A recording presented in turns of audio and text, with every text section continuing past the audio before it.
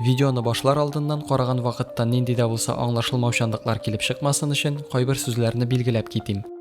Санак, компьютер, ана плата, материнская плата, туендыру блогы, блок питания, каты диск, жесткий диск, көньяк күпер, южный мост.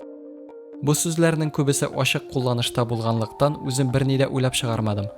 Шулай да алай түгел былай ул, арпа түгел бодай ул дияргә теләүчеләргә мин һәрчак ачык. Фикерегезне комментларда яки шәхсән үземә дә яза аласыз. Сылтамасын аска беркетәм. Әлеге видеоның иганәчесе 1 елда 7 кат тузанга чумган һәм секундына 5 тапкыр ката торган компудахтырым. Нишләсәң дә төп каралым шул, шуңа бу проблеманы күрмәмешкә салыша алмадым. Хәерле көн җәмәгать. Сез Шакмакчы каналында дөньяда мәңге карап булган 3 нәрсәнең берсенә багарга рәхим итегез. Эшемне өстәл астына чумып башладым. Систем блокның тырпайып торган бар чыбыгын утадым. Йылдан артык кузгалмаган урыныннан тартып чыгардым. Капкачын ачтым. Кулерлар белән уйнау форсатын кулдан ычкындырмадым. Дөресен әйткәндә тузаны бермә-бер күбрәк булыр дигән идем.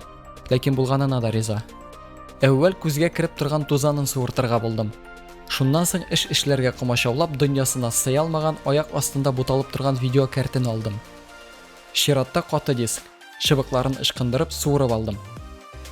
Тиздән җыям дигән якты өмет баглап, ләкин үземнең кем булуымны истә тотып, сүтәр алдыннан берничә фото ясадым.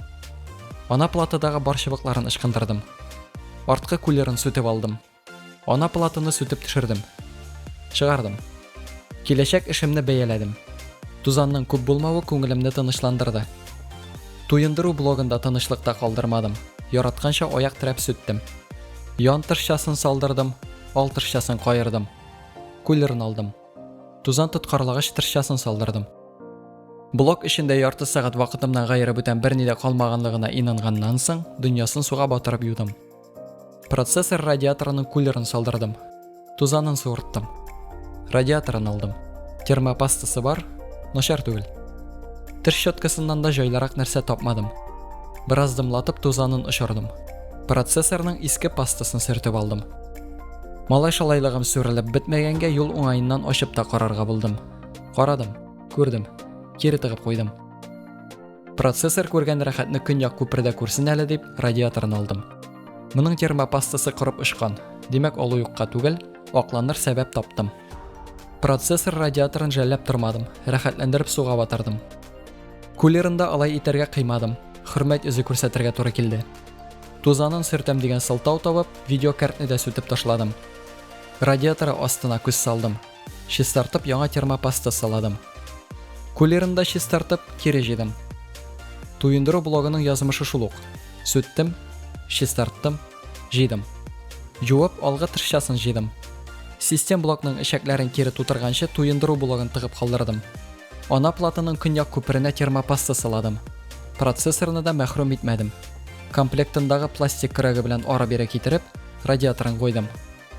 Өргечен урынына утыртып кыстым, оператив хәтерен урнаштырдым. Ана платаны урнаштырдым. Винтларын бордым. Чыбык мунчаласында казынырга яратсаң яратмасаң да зарур эш.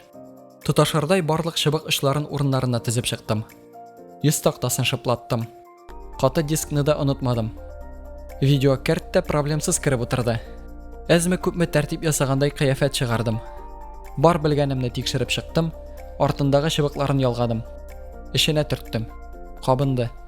Зәңгәр экран да янмады. Шулай да тырышып карадым. Компудахтырым тышкы гына түгел, рухи яктан да чистарынсын өчен оператив системасын яңартырга карар кылдым. Windows урнаштырылган флешкасын тыктым, BIOS-ына кирип шуңа ымладым. Кушкан барлык шартлары белән дә тыш кысып ризалаштым. Тәрәзәләр куелганнан соң инетка чыгарлык драйверларын урнаштырдым да, калган кирәклесен шуннан сыстым. Шулай итеп санагымны бераз айнытып хәлгә китерү тасвирламам тәмам. Караганыгыз өчен рәхмәт һәм киләсе очрашуларга кадәр.